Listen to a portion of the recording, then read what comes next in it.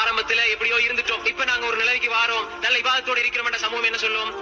வாப்பா எல்லாம் நல்லம், நீங்க எல்லாம் நல்லம், ஆனா நீங்க எப்படி இருந்தீங்க அதெல்லாம் மறந்துட்டீங்களான்னு கேட்கும். நான் தௌபா செஞ்சு அல்லாஹ் டிலீட் பண்ணிடுவான் சோர்களே எல்லா பாவத்தையும். அதே மாதிரி தான் நாங்க தௌபா செஞ்சு அல்லாஹ் எல்லாத்தையும் அழிச்சிருவான். ஆனா நாங்க பழச கின்றோமே, கின்றது அல்லாஹ் அழிச்சதை நீங்க வெளியே கொண்டு வாரீங்க.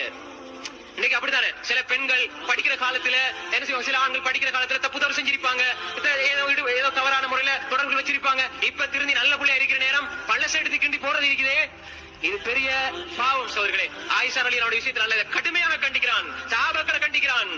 எனவே அன்புக்குரிய சோர்களே அப்படி சொல்லக்கூடாது. மக்கள் அப்படி சொல்லுவாங்க, விடுவாங்களா? நீங்க எப்படி இருந்தீங்க எங்களுக்கு தெரியும், ஸ்கூல் காலத்துல எல்லாம் எப்படி இருந்தீங்கன்னு தெரியும், இப்ப பொத்திட்டு இருக்கீங்க, மார்க்கம் சொல்ல வராதீங்கன்னு சொல்லுவாங்க.